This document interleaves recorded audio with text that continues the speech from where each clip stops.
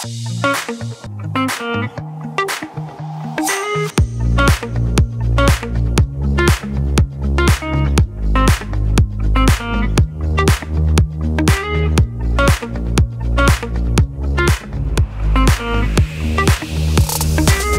everyone, welcome back. This is the Price to Sell podcast. I'm your host, Matthew Campoli, and today we have the man, the myth, and the legend, all three. Mr. Vany, Kilyana, welcome. Thank you. You're very welcome. I don't know, I looked really stressed out when I said that, but thank you for coming, man. No, anytime. Yeah. First and foremost, I want to thank you for having me on the podcast, and I really love what you're doing with this podcast. Appreciate it. You're actually spending money on a podcast and not just using your camera on your phone. So I appreciate you actually doing the professionalism and doing a great podcast with the visuals and doing a great thing. So it's good for you for doing that. I appreciate it, man. Thank you. Yeah. And that's a little foreshadowing into some stuff we're going to talk about. Yeah, absolutely. Right? Absolutely, yeah. Don't use a camera phone, people. So, your fingers in the way. Yeah. Oh, my God. You're in the mirror. We can see your legs. Get the dog out of the screen. Yeah. Okay. So, for those that don't know you, like we've had, I've known you for several years now. Friends with my sister. Friends with your sister. Yep. Work together here and there. Absolutely. So, but for those that don't know you, let's give them a little bit of background because I love your story. Yeah. So a lot of people don't know this, but I actually wasn't born here. I was born in Iraq during the war with Iran. So I was actually born in a church because there was a lot of bombings in Iraq. So it was actually the church is like a safe, obviously. It was a safe haven at the time because they weren't allowed to bomb them at the time. But that changed. Did they? Okay. Yeah, that changed a lot after, right? So from Iraq, we moved to Syria and then Jordan and then Turkey. Turkey, I stayed in for a year. And then we finally moved to Athens for a couple years before we got citizenship into Canada. I actually didn't meet my dad till I was 3 years old because he was in the army with Kuwait and Iran. He was fighting? He was fighting. Oh, frontline. Wow. Yeah, yeah. My dad's a serious guy. No, he's nice now though. But let's get him on the pod. Right? Yeah. But he was in there. He was obviously doing his thing. He had no choice back then, right? Yeah, so, for sure.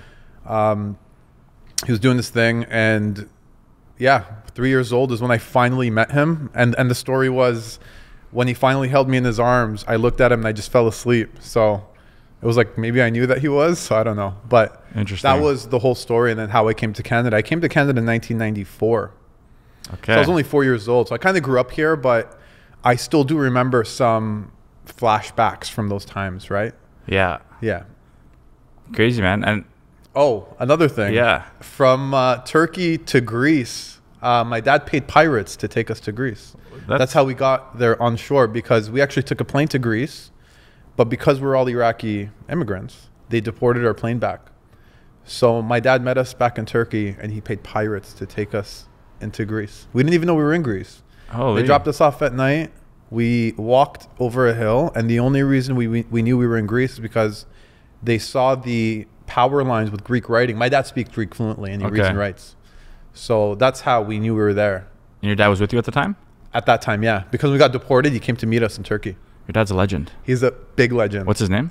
Christos. Christos. What a name. Yeah. Shout out to you, man. Yeah. That's cool. Yeah, crazy story. I'm like a big war buff, so yeah. Anything of those like you can be of that nature. Probably slow, but as you saw earlier, I was running. You're good. But that's such a cool story. And then you got into real estate at what age? So I got into real estate when I was 21. I didn't really know what I was getting myself into. Luckily enough, I flourished in this business, doing what I'm doing. A lot of that had to do with my brother being in a lot of real estate acquisition development. So he's the one that told me to get my real estate license at that age. But, over the last several years, everybody got their real estate license, right? And you and I both know to get your license isn't really a hard thing to do, right? That's why a lot of things slip through the cracks, and that's why I think the level of integrity and professionalism isn't all there. Just because it's so easy to get your license and everybody just wants to get a deal done versus doing what's best for the client. Right? Yeah. No, it's true. And everyone's chasing that the dollar figure or the deal on the table. Exactly. And we can jump into that, like just like you mentioned earlier about how we spend money on this to bring good quality things for the audience, which essentially is like the client, Right. Same idea. And we spoke about this earlier. Like you'll go into listing and you'll spend the money. Absolutely. You'll do what you'll actually represent the client. Absolutely. Right. A lot of you got to be very honest with clients, and you'll see even now, because there's so many listings with the interest rate hikes going up, you're seeing a lot of stagnant listings. So if your listing doesn't have the floor plan, doesn't have the drone footage, doesn't have the multimedia, more likely than not, because there's 30 properties they're looking at now versus only one in February, they're picking and choosing now. If you don't have that stuff online, they're most likely not going to come to your listing. That's why you're seeing fixer-uppers or things that aren't marketed properly. They're sitting, and the ones that are marketed properly and doing things right, they're actually moving. Mm-hmm. The ones that are renovated, the ones that the agent comes in and says, let's renovate your kitchen before we sell. Let's renovate this before we sell. Not, let's just list it. You got to be that agent that does the extreme. Yeah. Right? So that is the difference between February's market and today's market. You got to do what's right for your client, maximize the listing in every way possible, spend money on the listing. Yeah. Right? A lot of people take listings and they use a photography company for like $100. I'm like, come on, man. Like you got to spend at least 20-30% of whatever you're making on the listing, right? So a lot of people don't do that. They cheap out. They spend $100. They get these photos done that are okay, but that's all they do for $1 million listing, right? And I'm just like, that's why the level of professionalism is all there. But yeah, you got to spend money to make money, right? I agree fully. A lot of people will be like, you spent this on that? Like, yeah, but I'm gonna sell it. Exactly. Exactly. What's the craziest photo you've ever seen? Okay, the craziest photo I've ever seen was it was at a condo listing, and like you were saying, he was in the mirror. His finger was blocking the corner of the picture, and he's in the mirror with, like, he was taking a camera selfie. Yeah. In the mirror in the washroom. When I saw that, I'm like, there's no way. There's no way that he actually put this photo up, right? Yeah. But that was nuts to me. It was a $1.2 million penthouse. That's and for sale. For sale. That's insane. This was like sometime last year. That's insane. Camera photos. His finger in the way. He was in the photo, like I don't know, he was wearing but imagine he did. But no, he was in the picture.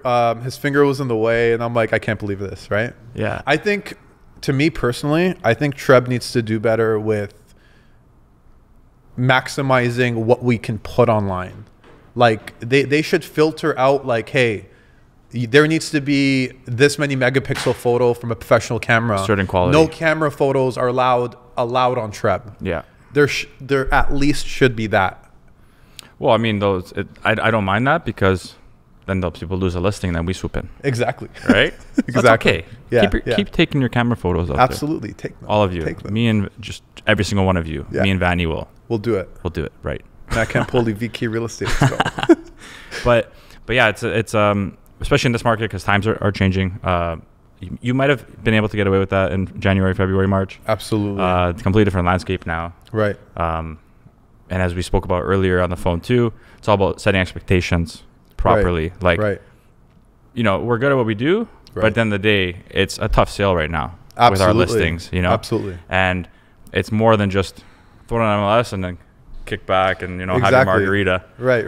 We gotta plug, man. We gotta plug away. So what are some tricks and some things that you're doing, or advice you can give out there to like really succeed as a listing agent right now?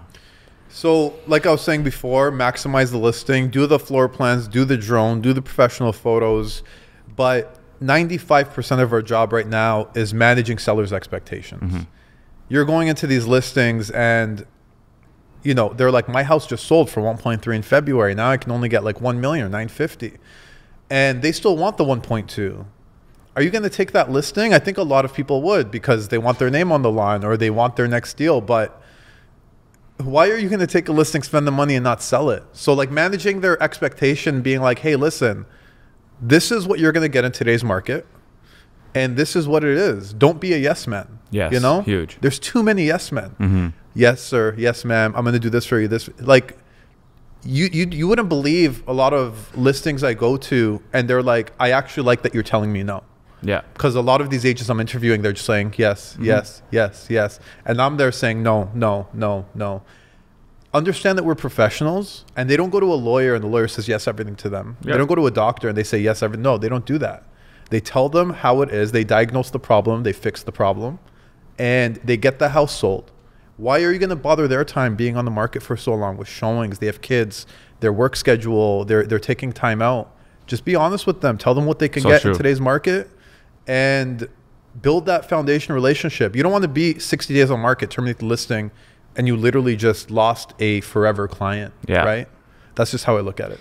Yeah, I love how you put that, because in a way it's actually kind of selfish if you were just to say yes, because yeah, you're doing them a disservice by not educating them. Exactly. They got their lives, kids, dog, 100%, whatever it is. 100%. And that listing is just going to sit. Absolutely. It's going to stress them out on top of whatever they're already stressed out about. Exactly. It's going to stress you out. Absolutely. Your name is going to get tarnished a bit. So I think it's that's what separates us. You know? Absolutely, yeah. That's what does it. Hey everyone, here to give some extra value as usual. I want to chat about my friends over at Design Loading. Not only do they have immense experience in what they do, they offer a complete range of services. The team at Design Loading have designed and renovated over 50 homes in Toronto. That's a lot of homes. And they focus on quality and fast turnarounds. Design Loading specializes in complete renovations of condos or houses. The services they offer are all done at the highest quality, and they include design, layout, and complete construction services. You would probably think by now that their prices are outrageous, but they're not. Their prices sell. And if you are looking for a team that can help you from designing to building, they are now offering free estimates. Just head over to their website and contact them via email or give them a call. Both options will be linked in our description as well. You can also check them out and some of their work at their website at www.design-loading.com. or check out their Instagram at design.loading. Remember to head to their website for a free quote and estimate and connect with the team at Design Loading. Now let's get back to the show. And when it comes to, let's say, follow-up and plugging away, right? Like how else are you going over and above right now? Like what's the Vany special? Honestly, I'm just very honest with my clients. Yeah. Like I will literally go into a listing, walk in, I turn around, look at them, be like, guys, let's get out of here. And they look at me like, what are you talking about? I'm like, I know, like I literally know what my clients are looking for. I go down to a T with their needs and their wants. And I will know as soon as they walk into that house, whether they like that house or not. Are you doing needs and wants when you first meet them? Absolutely. I call them, have that discovery call, because I know people's lives are busy. So if they can't meet me in the office where I'm talking to them, I'll have a half an hour phone call with them. Be like, are you looking for an open concept? Do you like alley kitchens? Because a lot of people don't like alley kitchens, right? Do you want hardwood? Do you want carpet? Do you like the wall dividing the living and dining room? Like very specific questions that you need to know. Do they want an open concept? Do they like separate living dining rooms, right? They know what they want. They've been looking online 2 months before they even spoke to you. Yeah. Right? Yep. So having those initial conversations is great. That's why when I turn around to tell them like, this is not the house for you, they look at me weird and they're like, okay. I'm like, just trust me, because now there's so many options out there. Definitely. And the respect level after that. Absolutely. Yeah. Right? I don't want to waste their time, right? Yeah, no. And it goes such a long way. No is so powerful. Because absolutely, they just right away they're like, this guy's got my best interest in mind. Absolutely, you know, like he's actually working for us. Exactly. Because you can walk in there and be like, yeah, gorgeous house, guys. Like, yeah, let's throw an offer, right? But full ask, let's go. Yeah, full ask. Let's give more, especially in this market. Firm. But yeah, integrity, honesty, being transparent, like you said before, and you said earlier, just you want to run the business as a reflection of yourself. Absolutely. Right. And I think that is like so important for everyone to hear. Right. Because, you know, treat people how you want to be treated. Absolutely. Right. And I go by the saying, if I wouldn't do it, I wouldn't let you do it. Right. Yeah. I literally, like, if I thought in my mind that I wouldn't buy a house without an inspection, or I wouldn't pay this much for a house, I would tell them like, guys, listen, I wouldn't do it. So like, I don't think you should do it. I leave it up to them ultimately if they really like the house. But I give them my 2 cents and I let them know that like I like if you were asking me, I wouldn't do it. And they like appreciate that, because a lot of agents are like, they wouldn't say anything. Oh, you want to put an offer? Okay, cool. Like, let's do it. Right. Yeah. That's just kind of how I run my business and how I get referrals for my business. So, yeah. And you say majority of your business comes from referrals? Referrals and Instagram, social media. Love it. Yeah. So, which you're big at too. So I try. But so now we're going to segue into what you're doing before real estate. Yeah, let's get into that. Absolutely. You have a massive network, man. Everyone knows Vany. You know what I mean? Yeah, absolutely. And it's not just because you made a post and now everyone's, your friend. Like, you have an amazing reputation out there.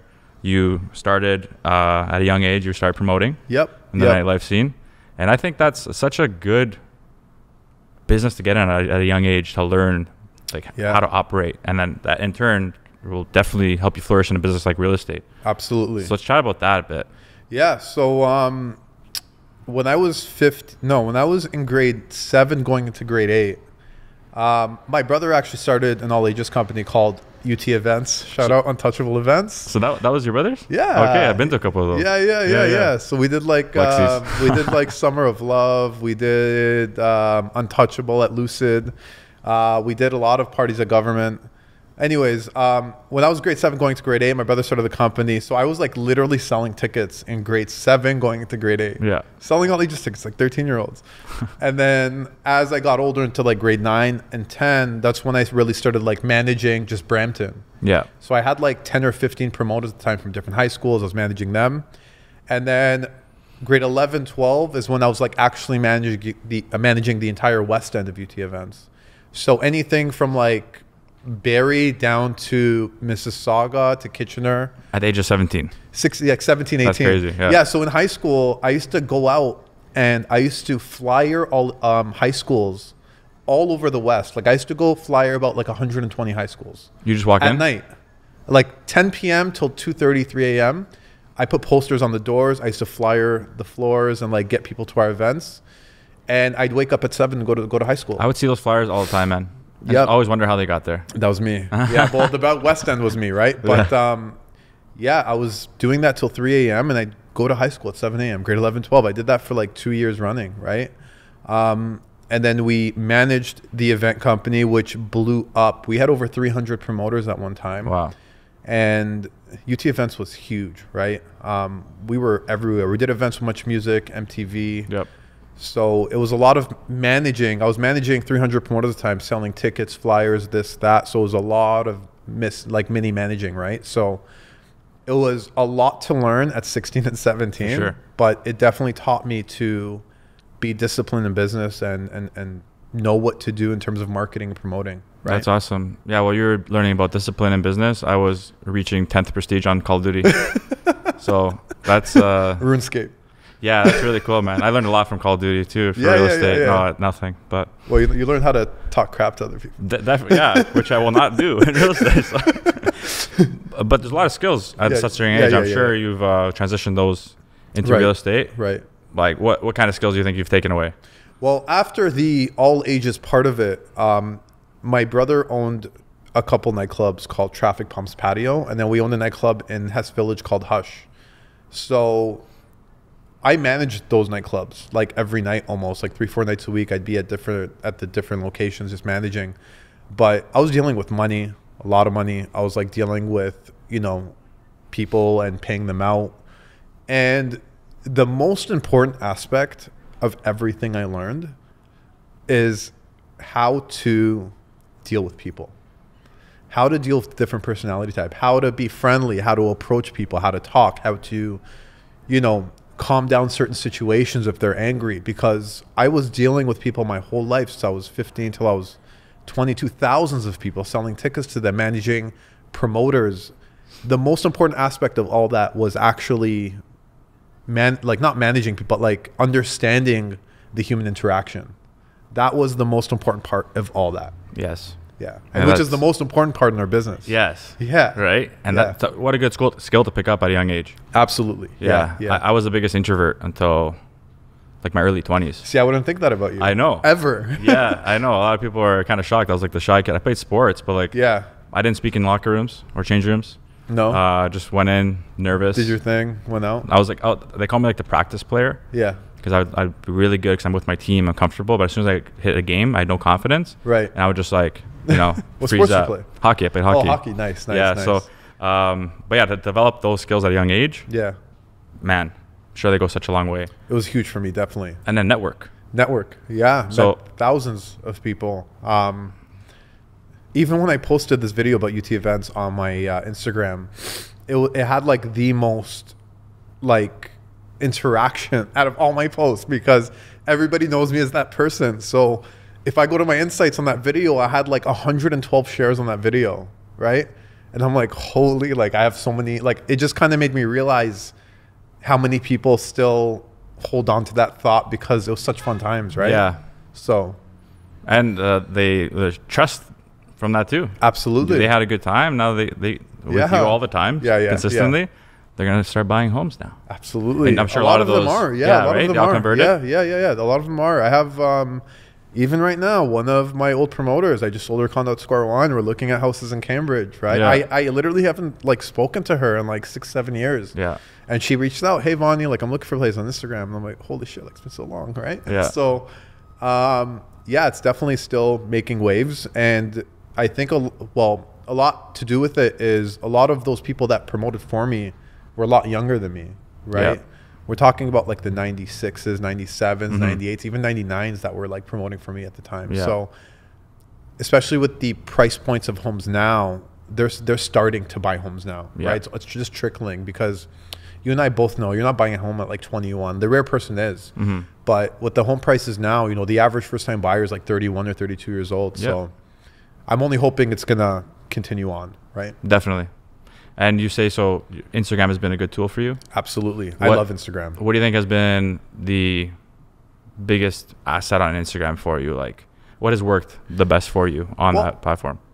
Instagram is it's just amazing because you can just like access thousands of people with one post. People can just DM you and you have all these people just messaging you about certain things. And it's just cool that we can do that at this day and age. You know, it's no longer like we have MSN Messenger, we're like signing in and out and we're trying to get a hold of people and then somebody calls your house phone and then you're cut off, right? Yeah. Like it's just so easy to connect with people. And I even made the mistake over the last couple of years because I built like VK real estate from like the ground up, like all the videos I used to do on my own. So I had a hard time letting go of that aspect. So only recently did I hire a company to start doing my videos for me. And man, I should have done this sooner. Yeah. Because I see like a complete 360 on my views, on people commentating, like everything. So if I have one tip, just like invest in yourself and don't even think about it because you won't regret it. Exactly. Yeah. Yeah. It's outsourcing. Absolutely. Huge. You're not good at it. Just outsource it. Exactly. But again, I had a hard time letting go, and I'll be the first to admit when I was wrong, and I was wrong. So you were filming your own things all day, every day. Your own camera setup, everything. Camera setup, yeah. Good for you, man. Yeah. Wow. It was all my own. Good for you. I don't even have like the.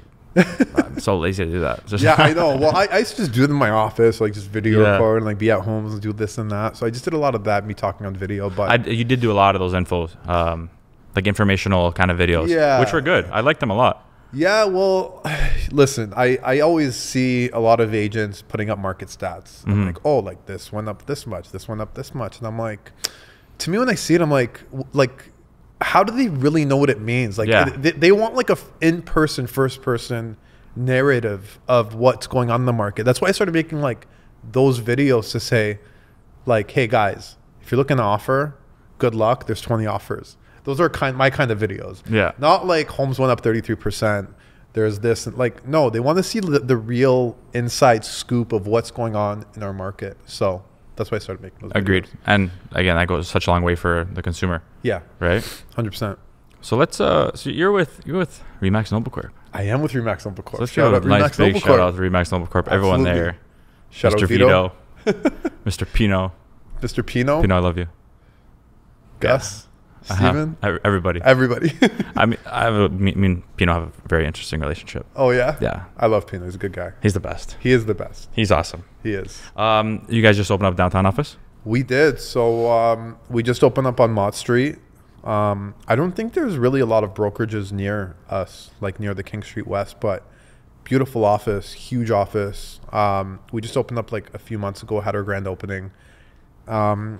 Obviously, our first office is in Vaughan, so we expanded to Toronto, but it's really exciting. Yeah.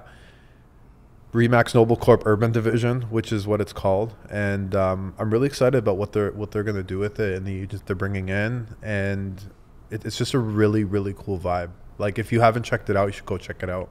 It's very, very like new school. Like, You know, the flooring is nice and shiny, white walls, bright. It's a really, really nice office. Everybody should go check it out if you're looking to switch to downtown. So yeah, they killed it. Vito, you know, we've spoken so many times about his vision, and it's come to life now. It's just so amazing to see that. Right. And the culture is amazing. Absolutely. So incredible office. Absolutely. And you said you were with like 5 other offices prior. Yeah. So I've been in real estate since 2011, and I've been to 5 brokerages, but I can finally say that I found home. Love it. Yeah, it's like it's such like a tight-knit family. People are actually in the office, right? A lot of these offices you go to, nobody's really in the office. You're not really talking to people every day about what's going on in real estate. But at our office, everybody's in there all the time. Everybody's talking, everybody's chatting, everybody's like doing things for each other, grabbing lunch for each other, having lunches together. So where a lot of people probably feel alone in real estate, where they're like, I'm doing this on my own. At our office, you don't really feel that. You feel like you're actually like in a collective. Yeah. Which is really, really nice. Yeah, it's so nice to see that. Yeah, absolutely. Especially since like COVID and everything, to have the offices back and have the dynamic back and the culture. Exactly. Super important. Everyone got used to working from home. Exactly. So it's motivating. Absolutely. You know? So I love to see it. So shout out to you guys. Yeah, absolutely. But so we're nearing the end here. Yeah. As I said, it flies by. Yeah, it does fly by. Right? Yeah, it does. Having fun isn't hard when you got a library card. Yeah, that's true. It's from Arthur. Arthur was a really good show. It was. Baxter was better than Arthur. Which one? The bunny. Baxter. Oh, yeah, of course. He was my favorite. Baxter was good. Yeah, he was good. But and Nadine. Nadine? Yeah. Anyways, I know that show.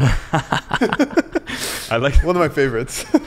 60 Emmers. So I'd love to end off with some, predictions. Yeah. And where the market's headed. Right. Everyone has their different opinion. You've been in the business. You've seen shifts. Yeah, absolutely. Right? You've been through the cycles. Right. So I'd love to get your insight for like the next year where you see things headed. Yeah.